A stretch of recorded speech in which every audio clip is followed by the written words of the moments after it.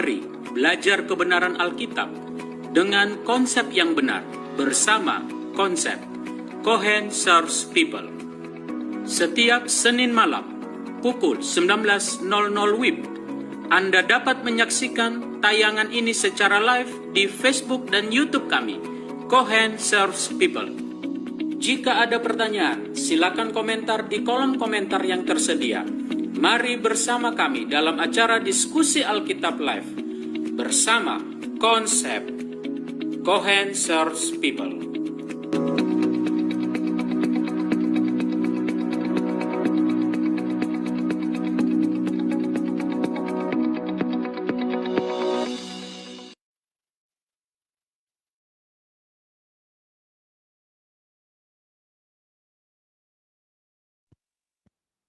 Shalom, selamat malam bagi kita, sahabat-sahabat konsep dimanapun saudara berada.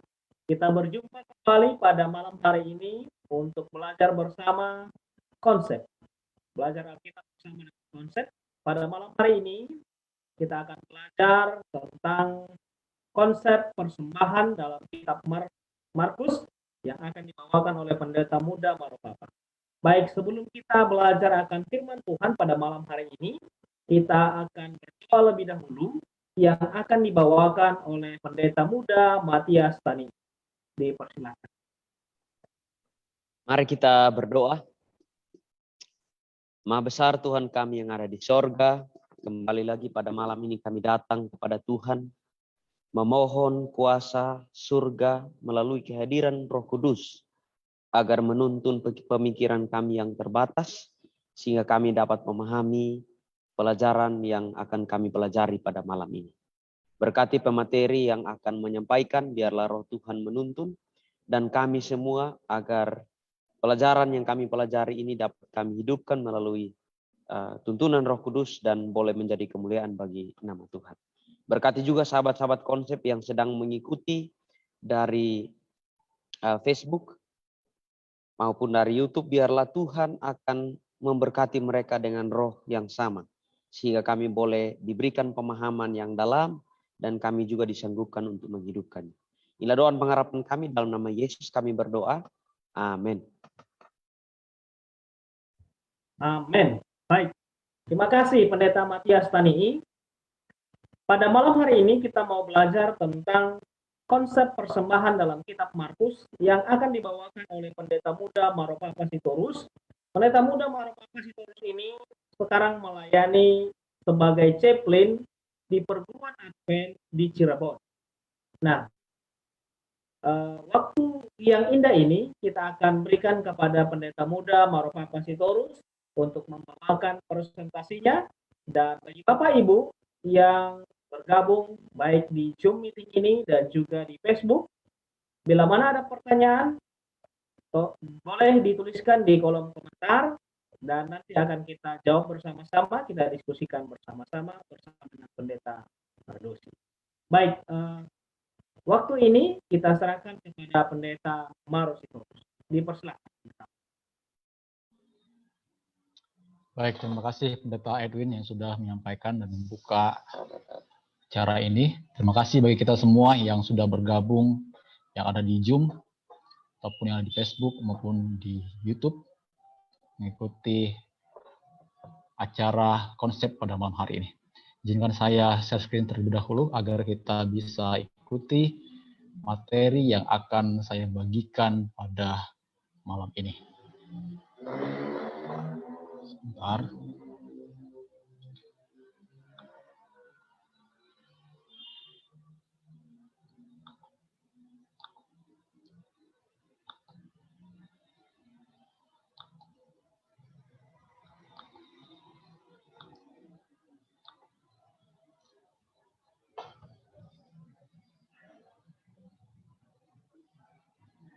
Baik, pada bulan ini kita akan belajar dari pekabaran-pekabaran kitab Markus.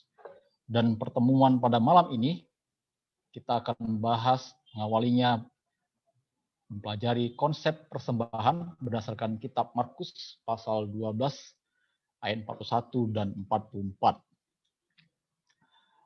Adapun latar belakang dari persembahan ya dalam Markus 7 ayat 10 dan 13 ialah ketika Musa ya yaitu hukum Taurat Tuhan yang diajarkan berubah menjadi suatu ya di mana disebutkan di sini apa yang ditentang oleh Yesus bahwa ahli-ahli Taurat dan orang Farisi mengajarkan hal yang berbeda. Dalam ayat 11 dikatakan, tetapi kamu berkata, kalau seorang berkata kepada bapaknya atau ibunya, apa yang ada padaku yang dapat digunakan untuk pemeliharaanmu, sudah digunakan untuk korban, yaitu persembahan kepada Allah. Maka kamu sesuatu pun untuk bapaknya atau ibunya. Dengan demikian firman Allah kamu dan banyak hal lain seperti yang kamu lakukan. Dalam memberikan persembahan, orang Farisi selalu meninggikan tradisi di atas hukum Taurat. Seolah-olah tradisi itu lebih tinggi, lebih suci dari hukum Taurat. Yesus menentang praktek persembahan yang mereka lakukan dan ajarkan. Oleh karena itu, persembahan yang mereka lakukan dan mereka ajarkan kepada orang lain adalah konsep yang salah, tetapi dilakukan secara terus-menerus berulang-ulang kali.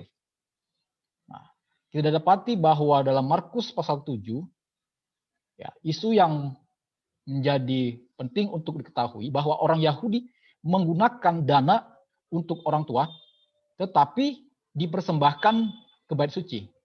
Nah, kalau dilihat, ya, mereka itu terlihat rohani, ya, secara mata manusia.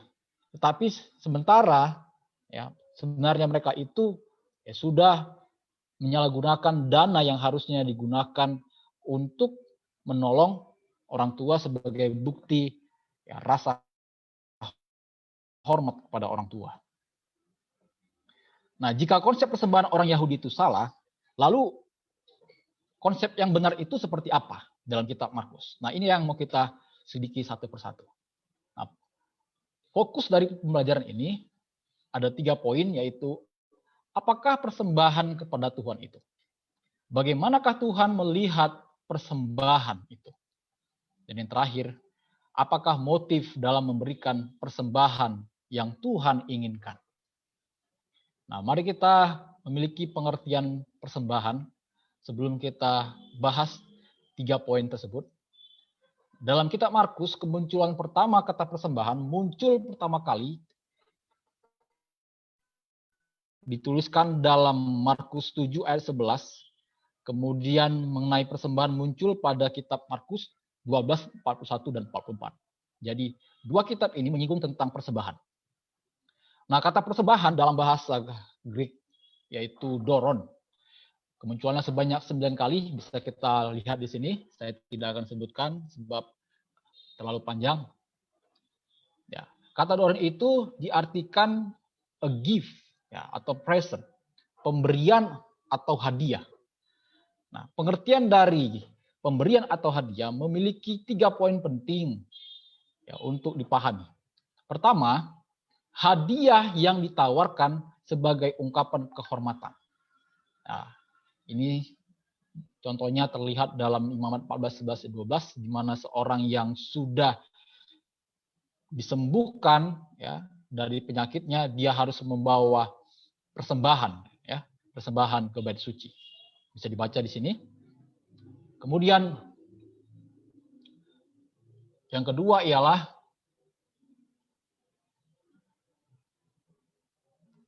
pengorbanan dan hadiah yang dipersembahkan kepada Tuhan berupa uang yang dimasukkan ke dalam perbendaharaan untuk keperluan bait suci dan untuk mendukung orang miskin. Nah, contohnya bisa dilihat dari 2 Raja-Raja 14 ayat 4 dan 5, ya, di mana Raja Yoas berkata kepada para imam agar segala uang yang dibawa ke dalam rumah Tuhan sebagai persembahan kudus, yakni uang masuk untuk pencatatan jiwa, uang tebusan jiwa, penilaian yang berlaku untuk seseorang, dan segala uang yang dibawa ke dalam rumah Tuhan karena dorongan hati seseorang. Baiklah para imam sendiri menerimanya masing-masing dari kenalannya dan makanya untuk memperbaiki yang rusak pada rumah itu di mana saja terdapat kerusakan. Inilah contoh bagaimana ya membawa uang ya ke dalam perbendaharaan bait suci. Lalu yang terakhir yaitu persembahan atau hadiah berupa ataupun bingkisan ya. Dalam Kisah 4 ayat 32 dan 35 dikatakan, adapun kumpulan orang yang telah percaya itu, mereka sehati dan sejiwa dan tidak seorang pun yang berkata bahwa sesuatu dari kepunyaannya adalah miliknya sendiri. Tetapi segala sesuatu adalah kepunyaan milik mereka. Dan dengan kuasa yang besar, rasul-rasul memberi kesaksian tentang kebangkitan Tuhan Yesus dan mereka semua hidup dalam kasih karunia yang berlimpah-limpah. Sebab tidak ada seorang pun yang berkekurangan di antara mereka, karena semua orang yang mempunyai tanah atau rumah menjual kepunyaannya itu, dan hasil penjualannya itu mereka bawa dan mereka letakkan di depan kaki rasul-rasul, lalu dibagi-bagikan kepada setiap orang sesuai dengan keperluannya. Nah, sini ya, hadiah yang dibawa ke bait suci dengan maksud untuk ya, membantu orang yang membutuhkan. Ya, inilah contohnya persembahan atau hadiah. Nah, mari kita masuk ya, persembahan pada Tuhan itu apa ya? Sekurang-kurangnya ada 4 poin yang perlu kita pahami. Persembahan pada Tuhan itu adalah kewajiban manusia yang harus dipenuhi kepada Tuhan. Dalam Markus 1 ayat 44 katakan, ingatlah, janganlah engkau memberitahukan apa-apa tentang hal ini kepada siapapun. Tetapi pergilah, perlihatkanlah dirimu kepada imam, dan persembahkanlah untuk pentahiranmu persembahan yang diperintahkan oleh Musa sebagai bukti bagi mereka.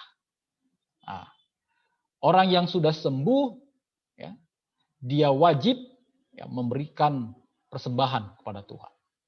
Nah, mungkin kita bertanya, mengapa orang yang sakit wajib memberikan persembahan kepada Tuhan? Bukankah dia akan kesulitan memberikan persembahan? Sebab dia gunakan dana atau uang untuk berobat, untuk mendapatkan kesembuhan dan lain sebagainya. Tapi kenapa harus diwajibkan untuk memberikan persembahan kepada Tuhan?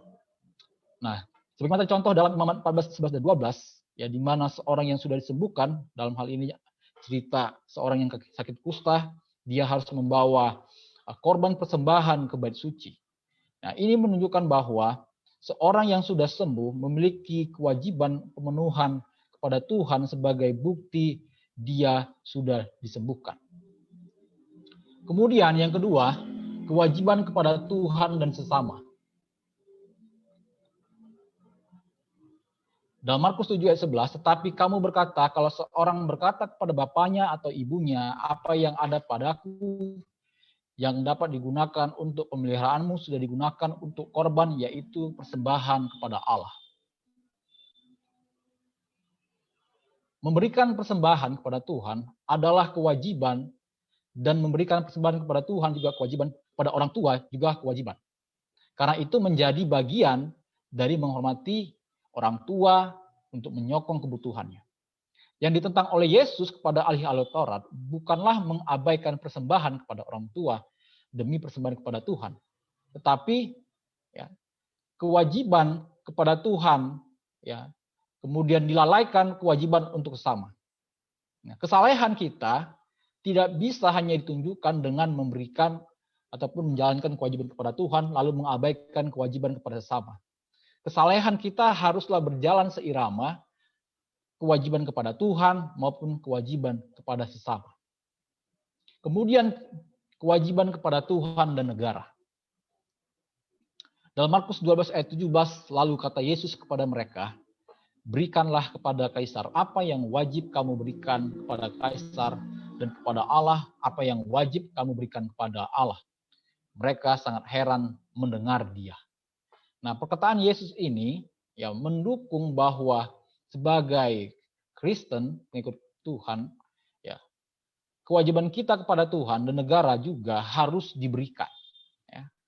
apapun itu harus tetap diberikan. Sebagai contoh, ya, dalam Matius 17:25 ayat 27, ya, Yesus sendiri juga mendukung ataupun menuntaskan kewajibannya membayar bea cukai. Ya. Katakan di sini dalam Matius 17:25 dan 7 jawabnya memang membayar, ya, ketika Petrus masuk rumah. Yesus mendahulunya dengan pertanyaan, apakah pendapatmu Simon, dari siapakah raja-raja dunia ini memungut bea dan pajak? Dari rakyatnya atau dari orang asing? Jawab Petrus, dari orang asing.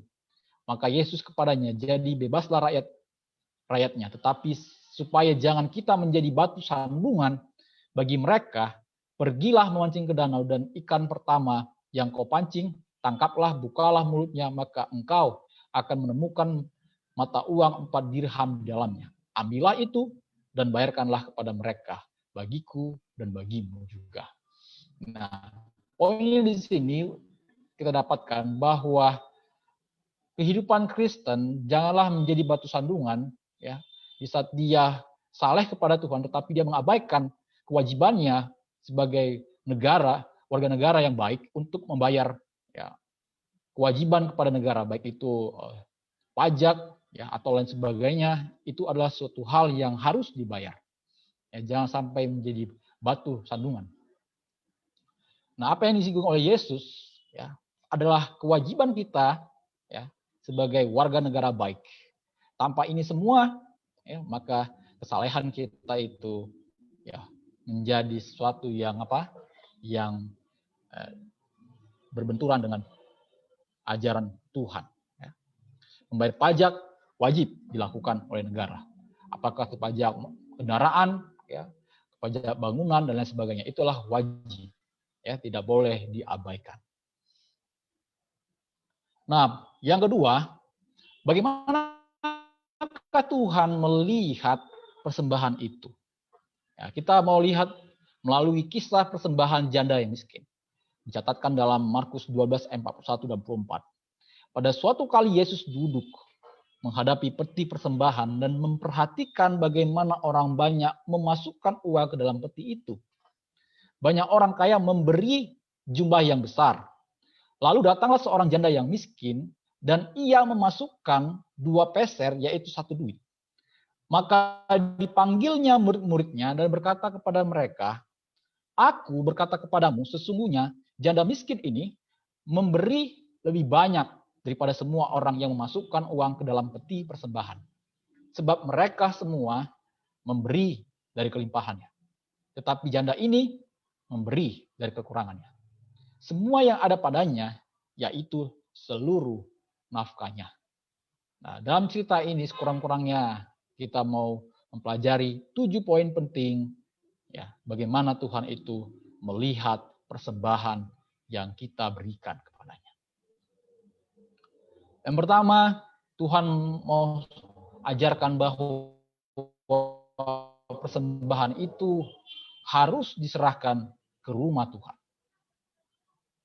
Nah, dalam Markus 12:41, ya, Yesus melihat bagaimana orang banyak memasukkan uang ke dalam peti. Ya, ada orang kaya, ada orang miskin. Ya. Mereka datang ke rumah Tuhan, membawa persembahan dan memasukkan ke dalam peti. Nah, maknanya ialah persembahan itu harus di rumah Tuhan. Ya. Mungkin di gereja menggunakan tempat kita untuk mengumpulkan persembahan. Ya. Datang ke rumah Tuhan dan kita sudah siapkan persembahan dan masukkan ke dalam peti maupun pundi-pundi. Nah, umat Tuhan datang ke gereja dan masukkan uang ke dalam peti-peti yang sudah disiapkan, ya, yang sudah disiapkan. Dengan kata lain, persembahan itu yang mau kita serahkan kepada Tuhan harus sudah disiapkan dari rumah. Ya. Nah, maka setelah di gereja saat ibadah berjalan, ya, maka kita kita masukkan ke dalam pundi-pundi, ya, sebagaimana liturgi yang di gereja. Ya. Nah, ini pun sudah dilakukan pada masa rasul-rasul, ya, di zaman Yesus. Nah, seperti halnya kita tahu dalam Matius 3:20 di sini juga bagaimana persepuluhan, ya, dikumpulkan di rumah Tuhan, ya, di rumah pendendaran Tuhan. Ya, sama halnya juga, ya, persembahan pun juga dikumpulkan di rumah Tuhan. Ya, supaya apa? Supaya ada persediaan makanan di rumahku. Ya, Tuhan mengatakan supaya ada persediaan makanan di rumahku. Dan ujilah aku, firman Tuhan semesta alam, apakah aku tidak membukakan bagimu tingkap-tingkap langit dan mencurahkan berkat padamu sampai berkelimpahan. Ya. Ayat ini bahwa persembahan itu haruslah diserahkan ke rumah Tuhan, ya, tidak diserahkan ke rumah-rumah yang lain, ya. Lalu yang kedua, persembahan itu tidak benar, ini terhalang oleh persembahan itu tidak diserahkan pada orang lain. Ya. Mengapa?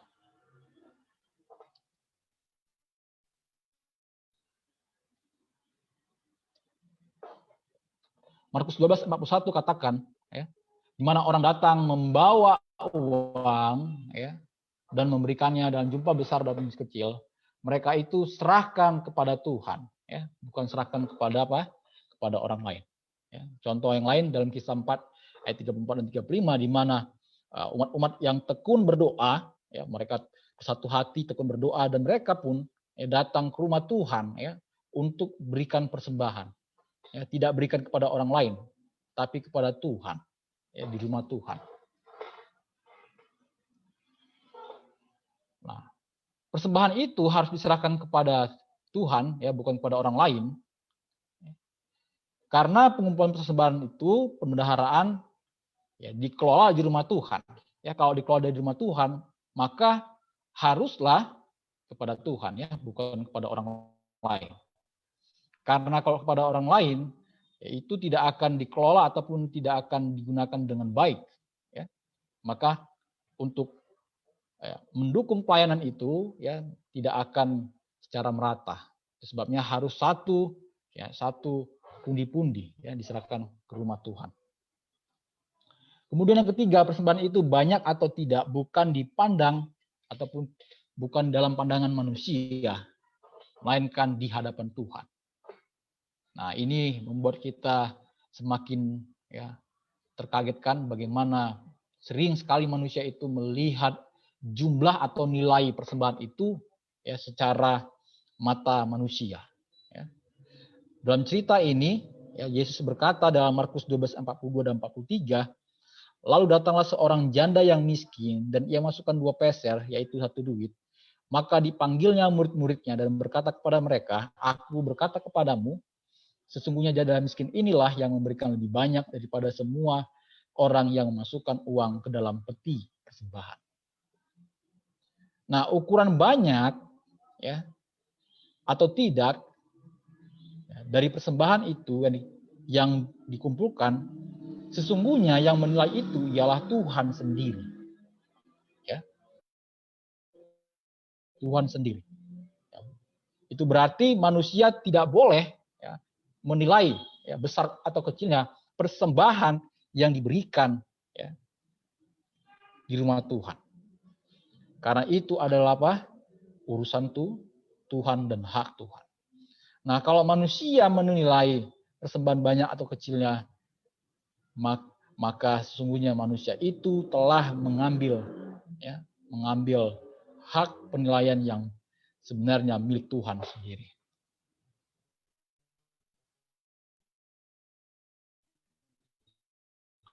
Yang keempat, banyak di hadapan Tuhan bukan berdasarkan jumlah jasmani, melainkan rohani. Dalam Markus 12:4 itu, ya, diulang kembali ayat ini, di mana ketika janda itu memasukkan uangnya, persembahannya ke dalam peti, ya, kalau kita lihat sebenarnya, ya, secara mata manusia, justru yang diberikan janda itu lebih kecil, ya, daripada yang lain. Tetapi justru Allah melihat itu, ya, lebih besar. Karena, ya, persembahan itu, ya, banyak atau tidaknya diukur dari ataupun dinilai dari rohani. Ya. Nah, diukur dari rohani itu berarti besarnya pengorbanan, ya, yang diberikan, ya, melalui persembahan tadi. Nah, Karena di saat kita memberi, tentu ada pengorbanan. Ya. Sebagaimana roh pengorbanan itu diperkenalkan oleh surga, ya, oleh Allah sendiri. Di mana roh itu yang sedang Tuhan ajarkan kepada apa? Kepada umatnya, ya, untuk memberikan persembahan kepada Tuhan. Nah, yang kelima, persembahan itu diberikan dari apa yang ada, bukan dari apa yang sisa. Ini salah ketik ya, bukan disisa, maksudnya sisa. Dari apa yang ada, bukan dari apa yang sisa. Nah, Markus 12:43, ya, janda itu memasukkan uang ke dalam peti, yaitu 2 peser 1 duit. Nah, dalam Markus 12:44, ya, sama halnya ketika Yesus ingin memberi makan kepada orang banyak, ya, Yesus bertanya, ya, kira-kira apa yang ada padamu, ya, dalam kejadian Markus berapa itu? Ya, Markus 8 ayat 5 ya. Apa yang ada padamu, ya? Lalu jawab berapa roti, ya. Tanya berapa roti, lalu jawab 7, ya. Yes. Yesus juga memberi dengan apa yang ada, ya. Seperti juga janda tadi memberi dengan apa yang ada, ya, bukan apa yang sisa. Nah, di sini ya, apa yang ada maksudnya betul-betul yang ada pada miliknya, ya, dia berikan, ya, bukan yang sisa-sisa, ya, bukan yang sisa-sisa. Nah, orang yang memberi kelimpahan itu, ya, dikatakan itu di mata Tuhan sedikit, ya, oleh karena itu dari yang sisa kelimpahan yang dimilikinya. Ya. Yang keenam, persembahan itu adalah bagian penyangkalan diri atau pengorbanan. Markus 4 ayat 44, sebab mereka semua memberi dari kelimpahannya, tapi janda ini memberi dari kekurangannya. Semua yang ada padanya yaitu seluruh nafkahnya. Janda ini, ya, memberikan, ya, dari apa yang ada padanya. Ya, sebenarnya, ya, berkekurangan. Pemberian yang diberikan, ya, kalaupun itu digunakan, ya, sebenarnya itu juga masih kurang untuk memenuhi kebutuhan. Tapi dia mau, ya, berikan kepada Tuhan. Dari apa? Dari kekurangannya. Satu langkah awal yang besar yang harus dilakukan dalam memberi persembahan itu ialah diawali oleh penyangkalan diri, ya, dari kesenangan dunia. Ya.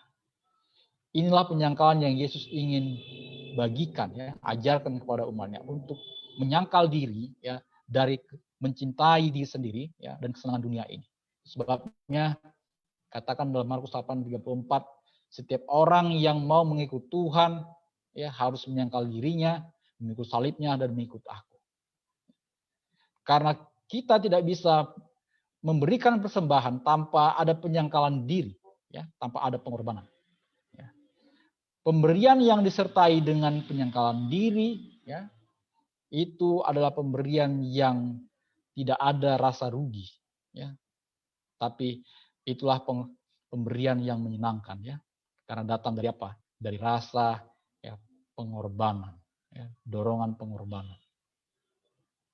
Nah, singkatnya adalah bahwa persembahan itu adalah merupakan kewajiban yang harus dipenuhi dan tidak maaf akan kelalaian, ya, kesengajaan. Dalam persembahan, ya, Tuhan tidak pernah tentukan, ya, nilainya, ya, tidak pernah. Tapi oleh dorongan hati, ya, yang tergerak hati memberikan persembahan, itulah yang Tuhan mau, ya. Ini berbeda konsepnya dengan persepuluhan, ya. Yang ketujuh, Allah melihat motif di balik persembahan, bukan persembahan itu sendiri. Markus 12:44, ya, kita tahu bahwa sebab mereka semua memberi dari kelimpahan, tapi janda ini memberi dari kekurangannya, semua yang ada padanya, yaitu seluruh nafkahnya. Ya. Ada kutipan menarik di sini. Ellen White menjelaskan bahwa sesungguhnya aku berkata kepadamu bahwa janda miskin ini telah masukkan lebih banyak daripada semua yang telah mereka masukkan ke dalam pembendaraan. Ya, jadi dia mengajarkan, ya, Yesus mengajarkan bahwa nilai persembahan diperhitungkan bukanlah berdasarkan jumlah, ya, tetapi oleh perbandingan yang diberikan oleh motif yang menggerakkan si pemberi itu. Satu-satunya yang menggerakkan janda ini untuk memberikan semua hasil jeripayanya ialah digerakkan oleh dorongan iman. Ya, di mana dorongan iman itu ya, ada percaya kepada Allah. Ya, Allah akan mencukupkan kebutuhannya. Itulah sebabnya Allah mengatakan dialah yang memberi lebih banyak. Karena dia memberi dengan motif yang datang dari dorongan iman. Ya. Sehingga tidak membuat si pemberi itu ya, merasa rugi, ya, ketakutan, ya, akan mengalami kekurangan. Ya, tidak ada itu. Ya, karena ada dorongan iman bahwa Tuhan akan cukupkan. Nah, memberi dengan dorongan iman juga perlu ya menjadi motif kita dalam memberikan persembahan, sebab itu menyingkirkan atau menghindarkan kita memberi ya untuk menonjolkan diri. Ya. Saat kita memberi dengan dorongan iman, maka kita pun menyadari bahwa apa yang kita miliki semuanya itu datang dari Tuhan, dan kita ingin menunjukkan ya, memuliakan Tuhan, karena Tuhan yang apa? Yang sudah yang memenuhi dan memberi kebutuhan kita. Ya, kesimpulan dari materi ini ialah kita memberi persembahan sebagai bentuk ucapan syukur kita kepada Tuhan yang dipersembahkan untuk kemuliaan Tuhan. Tuhan memanggil kita sebagai mitra kerja Allah ya untuk menjalankan pelayanan pekerjaan Tuhan melalui persembahan kita. Ya, dengan kata lain, ya Tuhan itu ya butuh hati kita yang turut ya setia ya, dalam pelayanan. Ya. Bukan yang utama yaitu uang kita, bukan, karena uang itu pun yang kita miliki sebenarnya dari Tuhan. Ya. Bagi Tuhan yang terpenting memberi persembahan ialah motivasi yang benar ya, yang datang dari dorongan iman. Inilah yang dapat saya bagikan pada malam hari ini. Semoga boleh menjadi berkat bagi kita semua. Saya kembalikan kepada moderator.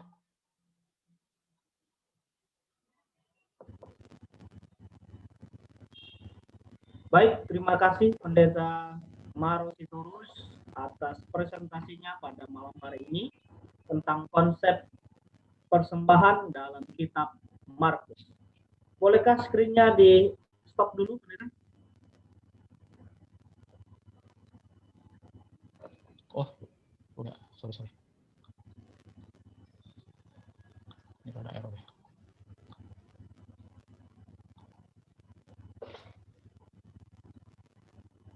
Di sini sudah. Oke, belum. Ini belum stop. Oke, baik. Ada beberapa pertanyaan yang akan kita diskusikan pada malam hari ini. Mungkin nanti ke Pendeta Maro Papa Sitorus boleh juga lihat di chat kita. Ada beberapa pertanyaan yang akan kita diskusikan. Yang pertama, pertanyaan yang pertama, kalau saya kasih uang persembahan, saya ulangi, kalau saya kasih uang persembahan saya ke orang susah atau yang membutuhkan, langsung boleh nggak dikasih? Boleh nggak tanpa dikasih ke gereja lebih dahulu? Jadi singkatnya, kalau saya punya uang persembahan, saya langsung kasih ke orang lain. Nggak lagi saya kasih ke gereja. Boleh nggak seperti itu? Itu yang pertama, Pendeta. Boleh dijawab? Terima kasih ya. Pertanyaan yang menarik ya. Karena sekarang kita ya saat melihat orang yang membutuhkan bantuan, ya kadang-kadang kita ingin segera untuk menolong ya, supaya dia pun cepat untuk tertolong ya, terpenuhi untuk dia punya kebutuhan. Nah, motif ini baik ya karena kita bisa langsung memberikan. Tetapi dari apa yang kita pelajari melalui materi ini, bahwa adalah lebih baik lagi kalau persembahan itu kita antarkan ke rumah Tuhan. ya kita antarkan ke rumah Tuhan. Karena prinsipnya yang Tuhan mengajarkan bahwa saat kita mengantarkan persembahan ke rumah Tuhan, ya, dikelola dan disalurkan secara merata. Ya. Karena pelayanan pekerjaan Tuhan tentunya didukung oleh ya dana, ya, disokong oleh dana. Kalau misalnya tidak ada dana untuk menyokong itu, maka pelayanan pun bisa terhenti. Ya, seperti tadi cerita di bait suci, bagaimana membangun rumah Tuhan, perbaikan dan sebagainya.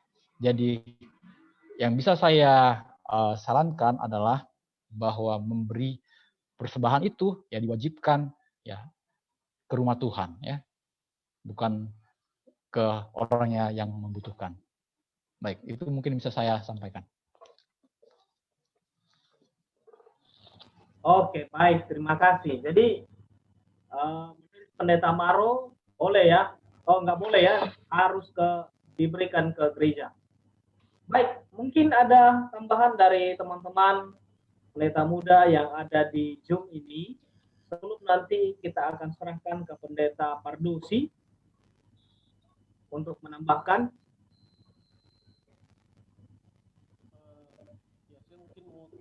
Silakan Pendeta Dwi.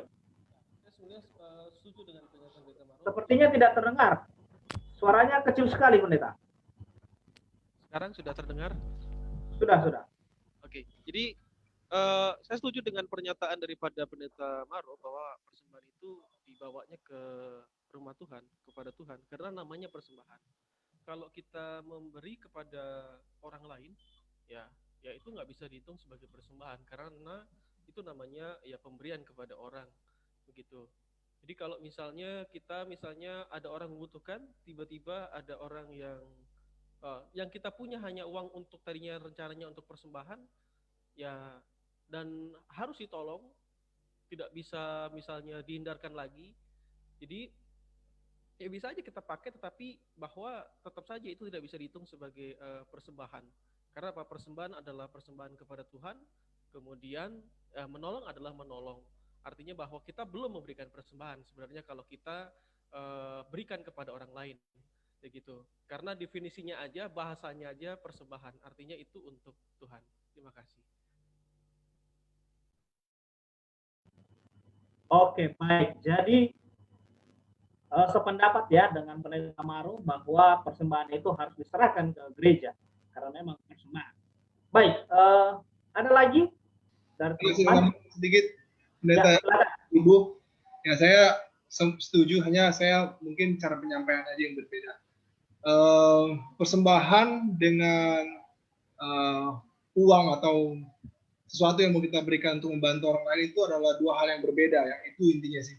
Bahwa persembahan dengan sesuatu yang mau kita berikan atau uang atau bantuan apapun itu yang kita mau berikan kepada orang itu dua hal yang berbeda. Jangan disatu-satukan gitu. Atau jangan ditukar-tukar. Dan ini akan menjadi satu alasan nantinya kalau contohnya saya mau bantu orang yang akhirnya menggunakan uang persembahan saya. Ini yang Yesus juga katakan dalam Markus 7 tadi kan, bahwa ada orang-orang adat istiadatnya di bangsa itu bahwa ya kalau saya sudah kasih persembahan, uang yang walaupun itu tadinya untuk ayah ibu saya, ya jadinya uang untuk ayah ibu saya itu nggak ada gitu. Jadi itu sudah ke persembahan gitu. Itu yang paling utama. Padahal ini adalah dua hal yang berbeda. Maksud saya ya mereka sama-sama kita sama-sama punya bagian untuk kita berikan kepada Tuhan, dan ada juga kita berikan kepada orang untuk membantu orang. Kembali lagi ini bukan berbicara persentase, ini berbicara dari hati apa yang mau kita berikan. Tapi maksud saya jangan kita gabung-gabungkan gitu. Kita harus punya keputusan sendiri, punya pertimbangan sendiri bahwa saya mau berikan ini untuk Tuhan, dan kalaupun ada lagi yang saya miliki, saya juga mau berikan kepada orang lain. Ini dua hal yang berbeda. Terima kasih. Oke, baik. Terima kasih Pendeta Muda Abigail. Jadi persembahan itu tetap diberikan ke gereja dan juga adalah dana sosial disisihkan. Itu maksudnya tadi ya. Oke, baik. Terima kasih Pendeta Abigail. Baik, kalau tidak ada lagi kita serahkan ke Pendeta Pardusi. Baik, selamat jumpa kembali sahabat konsep ya. Atas pembahasan yang disampaikan, terima kasih kepada Pendeta Muda Maruf Apasiturus ya. Nah, ini menarik tentang persembahan ya. Ya, sudah barang tentu persembahan itu adalah pemberian dari yang lebih rendah kepada yang lebih tinggi. Itu namanya persembahan. Dari kata dasar sembah. Ya. Jadi menyembah itu disertai dengan sesuatu yang kita berikan kepada yang lebih tinggi daripada kita. Seorang manusia bisa memberikan persembahan kepada raja. Ya, karena raja itu lebih tinggi daripada rakyatnya. Tapi dalam konteks buku Markus yang sudah kita pelajari, maka persembahan itu kaitannya antara manusia dengan penciptanya. Persembahan itu bukan karena Tuhan membutuhkan uang kita. Persembahan itu bukan karena itu sebagai upeti kepada Tuhan. Persembahan itu adalah sebagai ucapan syukur terima kasih ya, kepada Tuhan atas segala kebaikan-kebaikan yang Tuhan sudah berikan kepada kita di dalam hidup ini. Nah, itulah dasar persembahan ya. Jadi yang pertama dari yang lebih rendah kepada yang lebih tinggi, baik secara status, derajat maupun kekuasaan. Yang kedua, ketika itu kepada Tuhan, maka itu bukan berarti Tuhan membutuhkan uang kita atau Tuhan meminta upeti agar Tuhan itu tetap baik kepada manusia. Tetapi persembahan itu adalah sebagai ungkapan syukur terima kasih manusia kepada Tuhan atas segala kehidupan dan juga berkat-berkat yang Tuhan sudah berikan. Terima kasih banyak. Baik, terima kasih Pendeta Pardosi atas penjelasannya. Baik, Pendeta Maro, ada beberapa pertanyaan lagi yang akan kita bahas pada malam hari ini. Yang kedua adalah, persembahan itu tergolong kewajiban atau dari hati? Kalau memang dari hati, berarti boleh nggak kita kasih tanpa melihat persentase atau 10% yang selama ini kita tahu. Jadi boleh nggak bukan 10% gitu. Soalnya ada beberapa mungkin memajukan 10%, ada persen. Ini pertanyaannya. Silakan Pendeta Mar. Baik, terima kasih ya. Ini sudah masuk kita kepada nominal ya. Apapun nilai yang harus diberikan ya. Tadi sudah disampaikan oleh Sir Parosi, terima kasih sudah menjawab Sir, supaya kita memiliki pemahaman yang lebih baik bahwa persembahan itu ucapan syukur ya. Baik, untuk menanggapi pertanyaan yang kedua tadi ya, bahwa persembahan yang dimasukkan adalah kewajiban adalah sebagai tanda kita ya, itu yang tadi kepada Tuhan ya, maupun tanda kita sebagai warga yang baik tadi saya sudah sebutkan ya, sebagai kewajiban ya, dan lain sebagainya. Nah, kalau kewajiban ya itu adalah keharusan yang harus dilakukan ya, nggak bisa tawar-tawar atau kita mencoba untuk membenarkan diri dengan situasi yang toleransi bahwa sudahlah saya ini lagi kesusahan jadi nggak usahlah melakukan kewajiban ya. Nah, itu tidak boleh ya. Lalu dengan tadi yang dorongan hati ya, orang yang memang menyadari kewajibannya ya, itu tidak akan sulit memberikan memenuhi kewajiban ya. Kita ini sulit memenuhi kewajiban oleh karena apa? Hati kita ini belum sadar gitu, belum terdorong untuk memenuhi kewajiban. Jadi hubungan hati ya itu adalah sesuatu yang harus dipahami lebih baik dulu, baru saat kita memberikan pun ya tidak ada persungutan. Ya, tidak ada persungutan. Ya, mungkin itu yang dapat saya jawab ya. Mungkin ada lagi dari kita di sini yang boleh menambahkan supaya lebih lengkap lagi pemahaman kita untuk jawaban yang tadi ya, pertanyaan yang sudah ditanyakan tadi. Baik, terima kasih. Baik, terima kasih Pendeta Maru atas jawabannya. Mungkin dari teman-teman hamba Tuhan, pendeta muda masih ada yang mau ditambahkan mengenai pertanyaan yang tadi?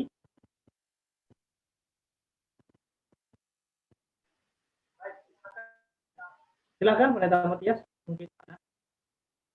Oke, baik. Terima kasih. Saya tambahkan sedikit untuk pertanyaan yang barusan ditanya. Persembahan itu tergolong kewajiban atau dari hati? Kalau yang dari hati berarti boleh nggak saya kasih tanpa melihat presentasi atau 10% yang selama ini kita tahu ya. Jadi kita harus bedakan antara persembahan dengan persepuluhan ya. Kalau persepuluhan tidak bisa tawar-menawar ya. Karena itu sudah wajib hukumnya dan sudah seperti itu harus. Tapi ini konteks malam ini kita belajar tentang persembahan ya. Dan saya pikir tadi pemateri ada kalimat yang menarik di situ ya. Ketika kita memberikan persembahan, kita berikan dengan iman, maka di sana ada yang namanya pengorbanan. Saya pikir kalau pengorbanan itu biasanya orang lakukan dengan totalitas ya. Kalau kita mau kasih buat Tuhan lalu kita tawar-menawar itu mungkin sederhananya begini. Kira-kira Tuhan tanya balik, Matias boleh nggak hari ini saya ambil dulu nyawamu lah, besok baru kembalikan. Saya pikir itu akan bermasalah juga dengan kehidupan saya. Jadi saya pikir untuk Tuhan sebenarnya kalau bilang itu dari hati tidak perlu tawar-menawar. Dan kalau kita menyadari Tuhan itu adalah segala sesuatu yang kita punya milik Tuhan, saya pikir untuk memberikan kepada Tuhan itu tidak akan tawar-menawar. Karena apa yang saya punya, semua yang saya miliki adalah milik Tuhan yang dititipkan untuk saya kelola dan saya harus kembalikan apa yang menjadi miliknya gitu. Terima kasih.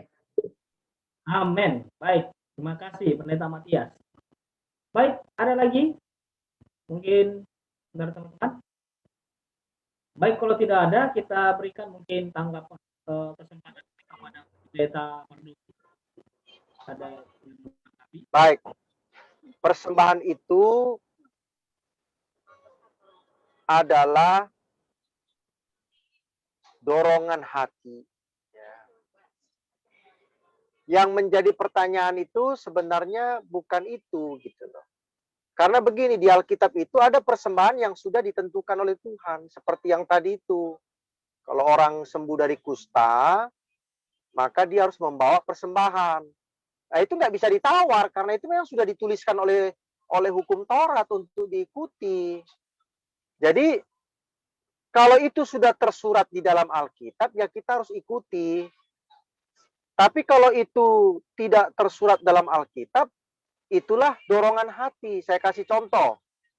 Ketika orang Israel membangun bait suci atau kemah suci di padang belantara, itu kan tidak ada tersurat. Siapa yang tergerak hatinya, ya dia bawa. Benar begitu ya? Kalau saya tidak lupa gitu ya. Ya benar, Sir, benar. Ya. Musa hanya meminta bangsa Israel itu untuk membawa persembahan membangun kemah suci, ya Israel bawa apa ada aja. Tidak ada tersurat di sana satu orang harus bawa sekian, satu orang bawa sekian, tidak ada. Intinya apa? Dalam Alkitab itu ada persembahan yang memang harus dibawa dengan butir-butir tertentu. Tetapi ada persembahan sesuai dengan kondisi, kebutuhan, kerelaan hati masing-masing. Dan kalau kita lihat bagaimana pengalaman Musa membangun kemah suci itu sampai dihentikan kan persembahan itu. Karena apa? Sudah melampaui daripada apa yang dibutuhkan. Ya. Nah, jadi itu saja yang perlu kita ingat ketika kita bicara tentang persembahan. Ada yang Tuhan sudah tentukan, itu tidak bisa lagi kita kurangi karena itu sudah ditentukan Tuhan. Dan ada yang tidak Tuhan tentukan dalam bentuk jumlah atau bagaimana rupanya kan gitu ya. Jadi kalau kita ikuti itu saja, maka semuanya akan berjalan dengan baik. Jadi kalau Tuhan sudah tentukan, ya diikuti itu. Kalau Tuhan tidak tentukan, disitulah dorongan kasih kita itu kita apa? Kita berikan. Nah, persembahan janda itu kan tidak ditentukan Tuhan. Itu sebabnya ada yang banyak, janda itu cuma dua peser kan. Itu kan berarti kan tidak ditentukan Tuhan. Tetapi justru dalam peristiwa itu, Tuhan bukan melihat jumlahnya, tapi melihat apanya? Melihat dorongan hatinya. Ya, ketika orang yang kaya itu dan si janda dalam memberikan persembahan. Terima kasih. Baik, terima kasih Pendeta Pardosi. Baik, terima kasih Ibu Hayati Atik yang sudah menonton live Facebook. Ada 2 pertanyaan dari Ibu Nur Hayati yang mau kita diskusikan pada malam hari ini, Pendeta Amaro. Yang pertama, apa yang dimaksud dengan persembahan yang sisa? Yang kedua, apa yang dimaksud dengan persembahan yang cacat? Jadi boleh diberikan tanggapannya Pendeta Amaro. Baik, terima kasih Ibu yang sudah bertanya. Ya, ini pertanyaan yang bagus sekali untuk kita temukan jawabannya agar kita semakin memahami betul tentang persembahan. Ya, persembahan yang sisa. Ya, di sini dimaksudkan sisa itu bukan berarti dari milik kita yang sisa-sisa gitu, bukan. Ya, jadi sisa di sini diartikan ya sebagaimana tadi janda yang memberi itu dia dari apa yang ada padanya. Berarti ada pergumulan iman. Ya, kita bisa saja memberi tanpa ada pergumulan iman, ya, tanpa ada dorongan iman, ya, tidak ada pergumulan saat kita memberi. Bisa jadi, ya. Lalu saat kita memberi tanpa ada pergumulan, maka ya kita pun memberikannya ya dengan memberikan saja gitu, tanpa ada iman yang betul-betul saat kita memberi gitu. Ya. Karena apa? Karena orang yang memberi tentunya harus disertai dengan iman. Ya. Karena dia menyadari apa yang dia terima, apa yang dia miliki, itu sesungguhnya diberikan oleh Tuhan. Ya. Lalu yang kedua, ya persembahan yang cacat. Ya. Nah, persembahan cacat ini saya pahami adalah persembahan diberikan dengan hati yang bersungut-sungut. Ya. Tuhan tidak menyukai persembahan yang datang dari hati yang bersungut. Sebabnya beberapa ayat-ayat dikatakan, ya, hendaklah persembahanmu yang kau berikan itu, ya, persembahan dengan sukacita, ya, dengan kerelaan hati. Nah, persembahan yang disertai dengan persungutan, sesungguhnya itu bukanlah persembahan yang menyenangkan di hati Tuhan, bukan. Ya. Karena apa? Karena kita pun memberinya tidak dengan senang hati, maka si penerima pun ya tidak dengan senang hati menerimanya. Itu sebabnya kita memberikan haruslah memiliki apa? Hati yang penuh dengan sukacita dan kerelaan hati.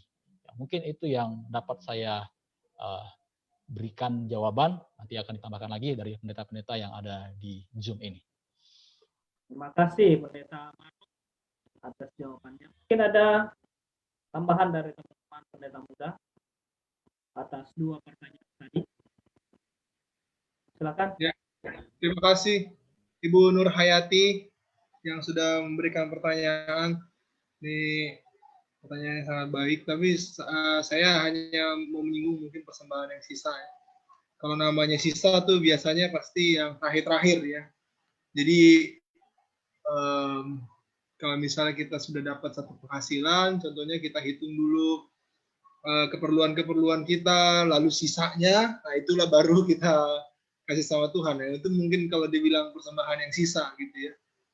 Maksudnya yang sisa-sisa gitu. Jadi dalam kalkulasi ini ya kalau saya bandingkan dengan persembahan janda yang tadi disinggung itu bukan yang sisa, tapi memang yang dipersiapkan. Makanya kita juga kenal dengan sebutan persembahan sistematis ya. Jadi persembahan itu sudah dipersiapkan, bukan seperti yang disinggung ya, datang ke gereja baru kita sibuk nyari-nyari persembahan. Makanya sebenarnya ya perencanaan dalam pemberian persembahan itu pun harus sudah dibicarakan dalam rumah tangga umat Tuhan. Bagaimana ada satu komitmen dalam perhitungan persembahan yang umat-umat Tuhan itu sendiri lakukan gitu. Bukan yang sisa-sisa ya. Artinya kita dulu kita semua kita cukupi, kita hitung-hitung dulu untuk A, B, C, D, baru nanti yang sisa-sisa. Itu pun dari yang sisa belum tentu semua lagi sisanya. Kadang-kadang yang sisa ini pun masih hanya sebagian dari yang sisanya. Jadi lebih parah lagi ya. Jadi maksud saya ya kita harus buat persembahan itu lebih baik ya dipersiapkan lah. Mungkin dalam bahasa sekarang ya persembahan sistematis itu tadi. Terima kasih. Oke, baik. Jadi masalah persembahan ini janganlah kita buat yang sisa-sisa ya. Itu tadi dari pendeta juga. Baik, mungkin ada dari teman-teman yang lain sebelum kita berikan kesempatan kepada pendeta Fardosi. Ya, tadi pembicara kita sudah menjelaskan sebenarnya ada persembahan yang sisa, kemudian ada persembahan yang tidak bercacat. Nah, kalau tadi saya mau jelaskan mengenai yang tidak bercacat ya. Atau yang kita melihat misalnya suruh kasih persembahan misalnya dari domba, maka domba itu diambil yang terbaik, domba jantan, tidak ada cacat di sana. Kemudian gimana sih aplikasinya kalau begitu untuk saat ini? Dan apakah dalam kondisi tertentu berarti ada persembahan kita sebenarnya sudah cacat? Ya, ketika kita memberikan persembahan ini adalah ucapan syukur kepada pencipta kita, kepada Tuhan kita, kepada sosok yang telah memberikan kita nafas kehidupan, memberikan berkat, segala-galanya untuk kehidupan kita, maka persembahan itu harus diberikan yang terbaik, harus dipilih. Kalau tadi Pendeta Abigail sudah sampaikan bahwa itu harus diatur ya sedemikian rupa, direncanakan ya. Dan saya pikir untuk persembahan juga harus dipilih yang terbaik ya. Dipilih yang terbaik, yang layak untuk dipersembahkan kepada Tuhan sebagai ucapan syukur. Begitu. Bukan misalnya diibaratkan ini ada kambing, ada 10 ekor, kemudian diambil yang paling jelek. Ya, oh ini nggak kepake lagi nih, sudahlah berikan aja. Begitu. Nah, untuk Tuhan harusnya juga lebih-lebih, karena kalau kita berikan misalnya ada misalnya presiden datang kepada kita, kita suguhkan makanan atau kita memberikan sesuatu, kita pun hitung-hitung, ya kan? Ini kira-kira layak nggak diberikan kepala presiden gitu. Nah, demikian juga untuk kepada Tuhan sebagai ucapan syukur kita, di mana Tuhan sudah memberikan segalanya bagi kehidupan kita, sudah berkati, maka dipilih harus sesuatu yang terbaik begitu. Nah, hati-hati supaya apa? Jangan sampai kita salah-salah untuk memberikan persembahan sehingga persembahan itu menjadi bercacat. Demikian juga yang yang sisa tadi. Ya, kalau sudah dipilih yang terbaik, maka yang kita berikan bukan sesuatu yang sisa. Nah, kalau pembicara tadi sampaikan bahwa yang itu dihitung dari apa yang ada, ya dari apa yang ada, dari seluruh penghasilan kita, maka dihitung dan sebagainya, ketemulah nanti persepuluhan, ketemulah nanti persembahan, ketemulah nanti ini dan itu, ditambah lagi ucapan syukur kita untuk persembahan, mungkin nanti diberikan kepada orang lain untuk dana sosial dan sebagainya, begitu. Jadi dihitung dari semua yang ada, jangan sampai karena berdasarkan suka-suka, begitu. Oh, saya senang hari ini mau kasih sekian, ya sudah dari misalnya, berarti ngitungnya bukan begitu, bukan karena ada senang-senang, tapi dari yang ada, oh ini untuk Tuhan, saya mau berikan sekian, karena saya senang maka saya tambahin lagi sekian, dan lain sebagainya. Mungkin itulah bisa saya tambahkan. Nah, mungkin teman-teman bisa tambahkan yang lainnya. Baik, terima kasih Pendeta Dwi. Jadi persembahan itu harus direncanakan dengan baik dan dipersembahkan juga dengan baik, yang terbaik untuk Tuhan. Baik, kita serahkan waktu ini kepada Pendeta Fardosi. Baik, terima kasih atas pertanyaannya. Jadi kalau persembahan yang sisa itu contohnya ya, Ibu-ibu pergi ke pasar, bawa duit 150.000, habis belanja, sudah habis, sisalah 3.000, disimpanlah itu, nanti mau persembahan buat hari Sabat. Nah, itulah yang namanya persembahan yang sisa-sisa gitu ya. Ya, kalau tadi pendeta muda Abigail katakan, dihitung dulu dari semua biaya hidup, baru kalau masih ada sisa, itulah persembahan. Nah, persembahan yang cacat itu apa? Dasar persembahan itu cacat atau tidak bukan karena besar kecilnya persembahan, tapi motifnya. Kalau dalam bangsa Israel, persembahan itu tidak boleh cacat, saudara. Binatang-binatang itu tidak boleh cacat. Perpuluhan boleh cacat justru. Ya, kalau saudara baca di Alkitab. Nah, perpuluhan itu kalau dia cacat, ya, kambingnya atau dombanya cacat, maka kalau dia mau mengganti, maka gantinya dan juga yang cacat itu tetap harus dikasih. Jadi justru rugi dia kalau mau ganti, karena tetap harus dikasih. Tetapi kalau persembahan, dia tidak boleh ada cacat. Nah, aplikasinya sekarang bagi kita apa? Tadi yang pertama saya katakan motif. Motif itu sangat penting. Seberapa besar pun saudara berikan kepada Tuhan, kalau motifnya adalah untuk dilihat orang, ya, untuk kesombongan, maka itu cacat di hadapan Tuhan. Di hadapan pendeta Pardosi mungkin tidak. Tapi di hadapan Tuhan cacat. Karena cacat tidaknya itu kan di hadapan Tuhan. Karena Tuhanlah yang menerima persembahan kita. Yang kedua, di zaman modern sekarang ini, ketika kita membawa persembahan kepada Tuhan, ya, kita usahakanlah dengan sebaik mungkin bahwa lembaran-lembaran uang yang kita berikan itu kalau memang masih dalam bentuk lembaran, karena ada juga orang yang memberikan persembahannya itu sudah ditransfer ke rekening gereja ya, jadi kita tidak bicara yang itu. Usahakanlah kita memberikan uang yang masih dalam kondisi yang baik, yang bersih gitu ya. Ya tapi kan Pak Pendeta, uangnya sama aja itu untuk ke bank juga. Ya orang Israel pun sama juga, persembahannya mau disembeli juga kan, sama aja itu kan. Tapi kita tidak bicara seperti itu. Kita memberikan yang terbaik kepada Tuhan, baik dari sisi motivasinya, baik dari sisi hati kita, tetapi juga yang kita persembahkan itu. Ya, saya dulu ada anggota ya, dia selalu setiap bulan itu kalau dia mau kasih perpuluhan dan persembahan, dia sengaja pergi ke bank untuk mencari uang yang terbaru-terbaru. Sehingga kita tahu itu kalau sudah bendahara nanti menghitung perpuluhan persembahan ya, maka itu akan ada satu amplop yang uangnya baru semua. Ya. Karena dia memahaminya seperti itu, bahwa dia selalu memberikan yang apa? Yang terbaik bagi Tuhan. Nah kadang-kadang saudara-saudara kita tidak sadar, kita kasih persembahan ke gereja itu, ya kan yang penting nominalnya pendeta. Ya nominal sih nominal, kalau kita kasih uang 100.000 robek-robek semua bau ikan asin kan nggak layak juga kan gitu ya. Memang 100.000 tapi sudah bau, sudah beroli atau mungkin berminyak-minyak karena mungkin itu dari pedagang makanan yang banyak menggunakan minyak gitu ya. Ya bagi saya sih lebih baik kita tukar dengan yang bersih ya. Terima kasih. Oke, baik. Terima kasih Pendeta Pardosi atas tambah. Baik, ada beberapa pertanyaan lagi Pendeta Maru. Ada 2 di sini pertanyaannya. Ada berapa jenis persembahan itu yang harus diberikan oleh manusia? Itu yang pertama. Yang kedua, apa yang dimaksud dengan persembahan sistematis? Seperti yang tadi sudah dijelaskan oleh Pendeta Abigail. Apa ini maksudnya persembahan sistematis ini? Bagaimana? Silakan Pendeta Maru.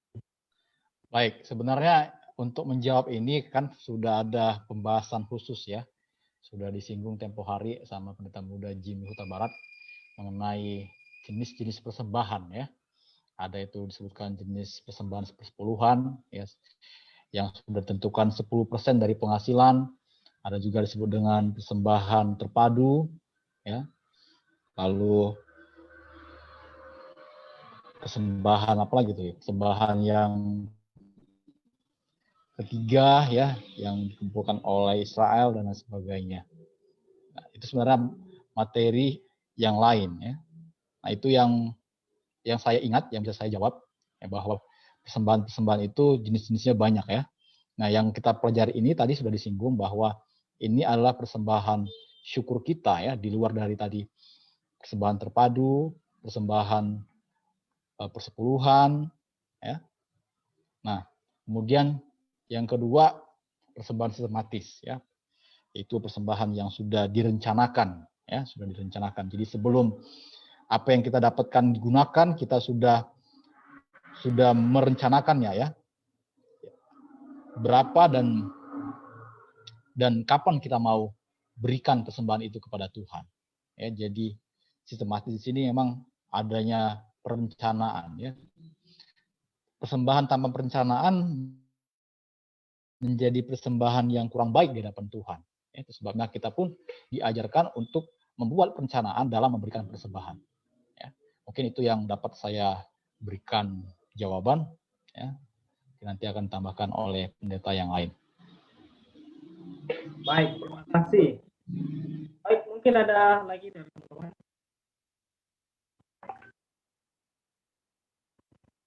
Baik. Bahan sedikit pendeta, mungkin Ya. untuk yang persembahan sistematis itu selain kita sudah rencanakan, itu boleh membantu kita supaya sampai nanti di akhir bulan uang atau yang kita persiapkan sebagai persembahan itu sudah kita sisihkan terlebih dahulu dan akan meminimalisir kemungkinan itu bisa terpakai lagi pendeta. Jadi ketika sudah diamankan, kita sudah sisihkan, kita sudah rencanakan, mudah-mudahan itu tidak terpakai lagi untuk kepentingan-kepentingan yang mendadak mungkin ya, atau yang lainnya. Terima kasih. Oke, baik, terima kasih. Jadi kalau sudah disisihkan, itu lebih baik karena sudah artinya dikhususkan untuk dipersembahkan. Baik, kita lanjutkan. Ada banyak pertanyaan ini, Pendeta Maru. Mungkin nanti kalau ditambahkan Pendeta Perdosi. Tadi disinggung di kisah para rasul bahwa orang-orang menjual tanahnya dan memberikan hasilnya kepada rasul-rasul. Bagaimana dengan orang-orang yang menjual barang-barang dengan cara dilelang dan hasil penjualannya dipersembahkan ke gereja? Ini bagaimana ini? Kira-kira. Boleh dijawab? Baik, terima kasih ya. Kalau dalam sistem jual beli tentu kan banyak cara ya. Ya, ada yang jual ya, beli kontan, ada jual beli yang kredit dan sebagainya ya. Apalagi kalau di sini sistem jual belinya sistem lelang ya. Nah, kita pahami dulu bahwa yang dijual itu tentu harus milik kita sendiri ya. Itu dulu yang harus kita pahami.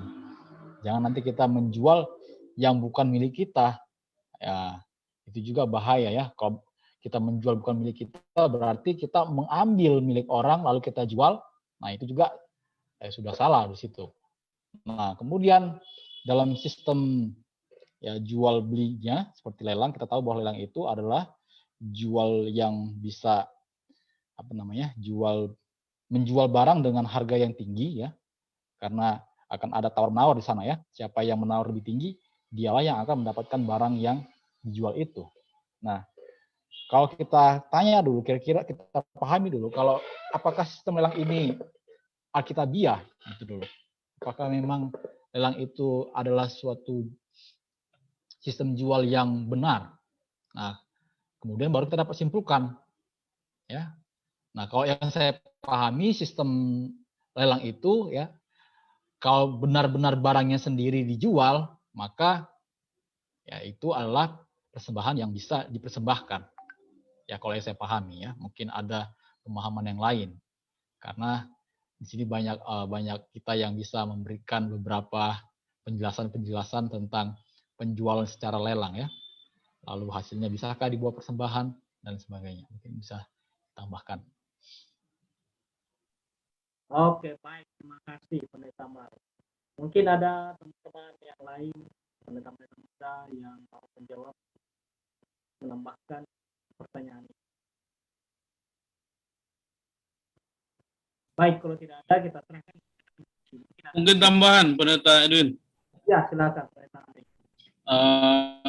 Mengenai konteks persembahan atau biasanya di beberapa gereja, di Jawa saya lihat memang nggak terlalu banyak, tapi kalau di Sumatera itu memang sering diadakan event pencarian dana, persembahan khusus melalui pelelangan barang.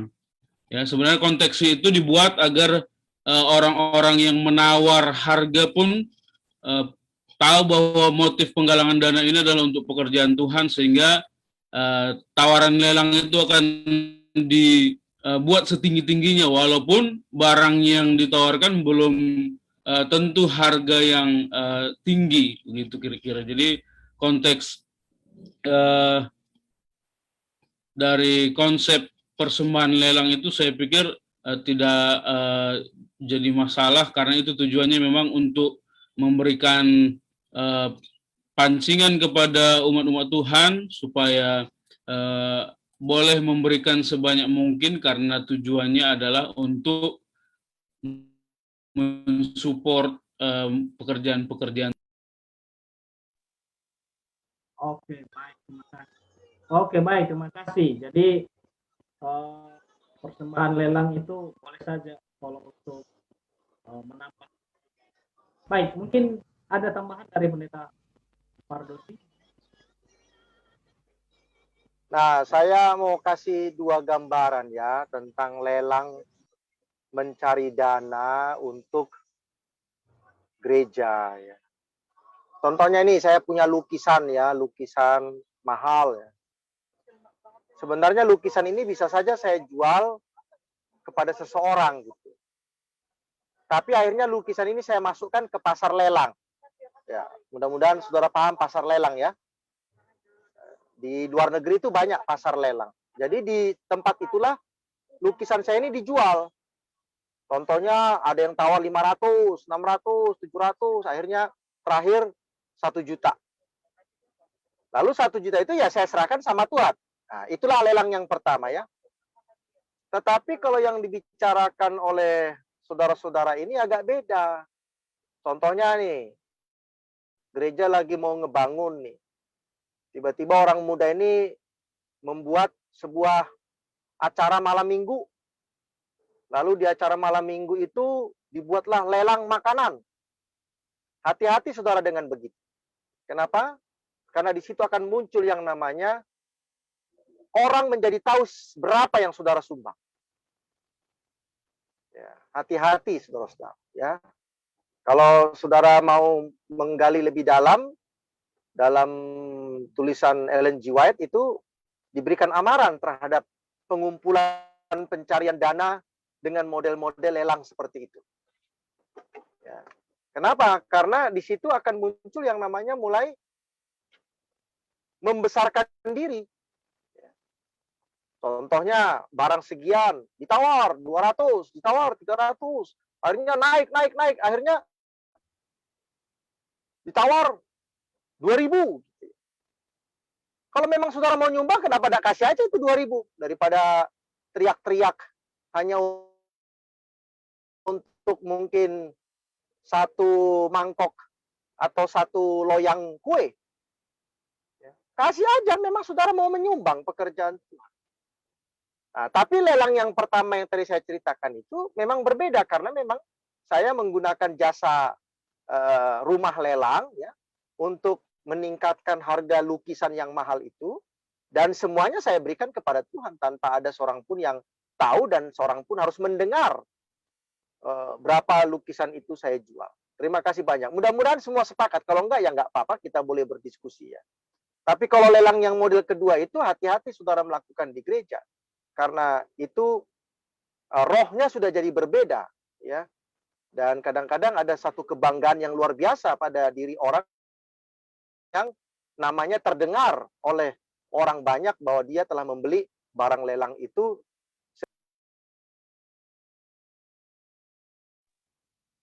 Oke, baik, terima kasih. Jadi luar biasa. Baik, mungkin ada lagi yang mau menambahkan? Baik, ada satu lagi Pendeta Maro. pertanyaannya yang perlu kita diskusikan pada malam hari ini. Pertanyaannya demikian. Apa maksud dari Roma 12 ayat 1? Persembahanmu adalah tubuhmu. Apakah tidak harus selalu uang yang kita persembahkan? Nah, ini Pendeta Maro, pertanyaan. Boleh dijawab. Baik, terima kasih ya. Ini jenis persembahan yang beda lagi ya, karena sudah menyinggung tubuh. Ya. Jadi bagaimana tubuh ini bisa dipersembahkan kepada Tuhan. Nah, yang perlu dipahami pertama bahwa tubuh yang kita miliki ini ya sesungguhnya adalah milik Tuhan, ya diberikan kepada kita. Ya. Jadi kita ini sebenarnya adalah peminjam, ya peminjam dari apa yang Tuhan berikan. Ya, kalau kita peminjam maka kita harus berikan seperti apa yang dulu ya diberikan dari si pemberi itu. Ya, kalau kita lihat mula-mula Tuhan memberikan tubuh kita ini adalah kudus, ya kudus adanya. Jadi kalau kita mempersembahkan tubuh kita ini menjadi persembahan yang hidup kepada Tuhan, maka kita harus menjaga tubuh kita ini agar tetap kudus sehingga tubuh ini ya dapat diterima oleh Tuhan. Ya. Jadi persembahan tubuh ini adalah persembahan hidup kita yang kudus yang Tuhan mau minta. Ya, agar menjadi apa?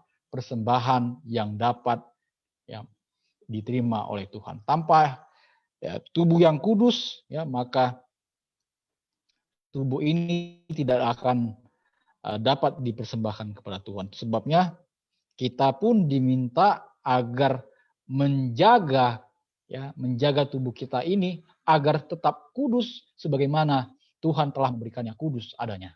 Ya, baik, mungkin itu yang dapat saya berikan jawaban.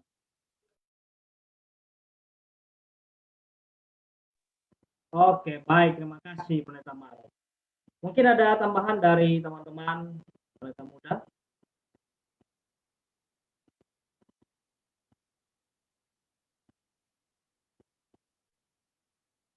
Baik, kalau tidak ada, kita berikan waktu kepada Pendeta Maro.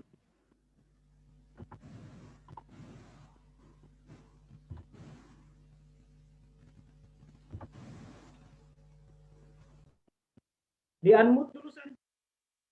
Boleh diulangi pertanyaannya? Baik, pertanyaannya demikian. Sir.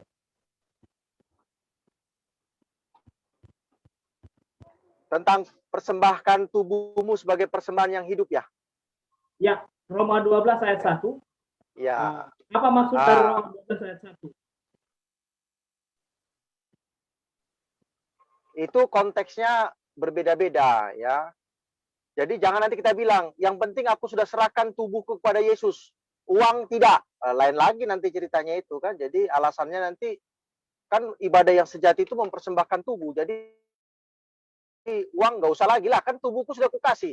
Nah kalau tubuh saudara saudara kasih sama Yesus, kira-kira gimana itu? Enggak. Maksud Roma 12 itu adalah menjaga kekudusan tubuh itu adalah bagian dari apa? Ibadah. Makanya ada istilah kan, kebersihan itu sebagian daripada iman. Kebersihan itu menyangkut juga menjaga kebersihan tubuh. Ya. Menjaga kebersihan fisik kita ini, jasmani. Karena apa? Karena tubuh kita ini adalah bait roh suci yang tinggal di dalam hati kita. Nah, itu sebabnya kita harus menjaga tubuh kita ini tetap apa? Tetap kudus. Ya, jangan sampai ada pencemaran-pencemaran jasmani.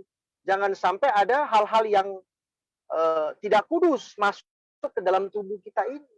Jadi melihatnya harus begitu. Jangan dibuat sebagai alasan, ya karena saya sudah kasih tubuh saya sebagai persembahan yang hidup, maka saya bebas dari persembahan materi. Atau dibalik, karena saya sudah kasih persembahan materi, maka saya bebas memperlakukan tubuh saya seperti apa yang saya mau. Nggak bisa begitu, itu beda konteksnya. Terima kasih.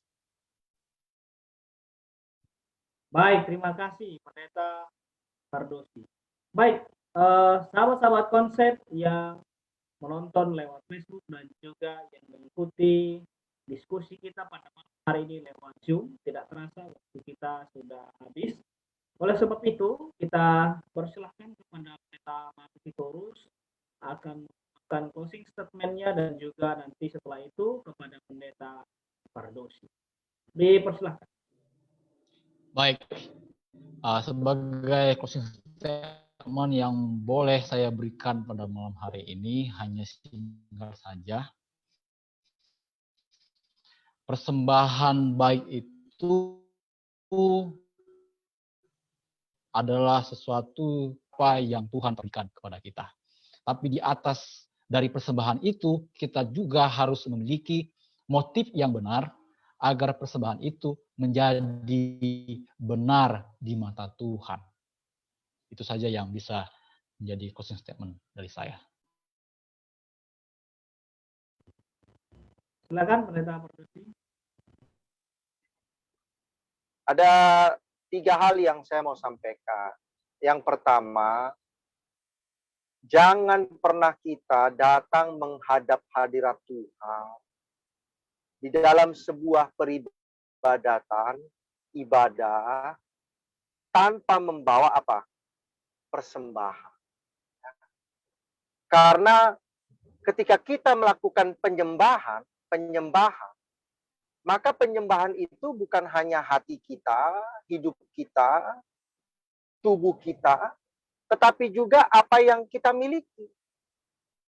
Yang disebut dengan persembahan. Jadi itu poin yang pertama. Yang kedua adalah besar kecilnya persembahan yang kita bawa itu hanya kita dan Tuhan yang tahu. Bagi kita mungkin itu sudah besar, tapi sebenarnya di hadapan Tuhan itu hanya sisa-sisa dari berkat-berkat Tuhan yang sudah habis kita gunakan. Artinya kita tidak mendahulukan Tuhan. Bagi orang lain mungkin itu kecil, tapi di hadapan Tuhan itu besar. Jadi jangan kita pusing dengan perkataan orang. Tapi biarlah persembahan itu adalah tanggung jawab kita dengan Tuhan, bukan dengan manusia. Ya. Nah, yang ketiga adalah karena persembahan itu adalah tanggung jawab kita dengan Tuhan, bukan dengan manusia. Maka biarlah hanya kita yang tahu dengan Tuhan. Tidak perlu orang banyak tahu tentang berapa yang kita serahkan kepada Tuhan, baik dalam konteks persembahan pembangunan gereja, dan lain sebagainya. Apalagi dengan mengikuti mungkin model mengucapkan jumlah-jumlahnya, dicatat di papan, dan lain sebagainya.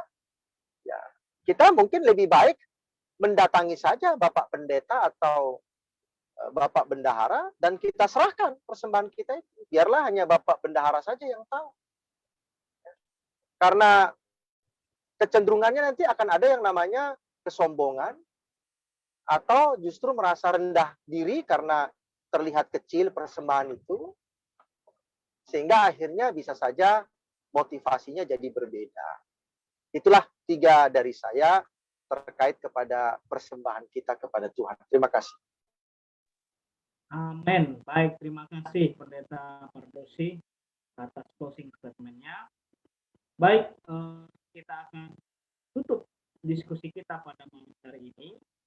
Tetapi sebelum kita tutup, kami mengucapkan terima kasih kepada semua sahabat-sahabat konsep yang sudah berpartisipasi pada malam hari ini untuk belajar bersama dengan kami, biarpun yang menonton lewat Facebook dan juga yang bersama-sama di Zoom meeting ini.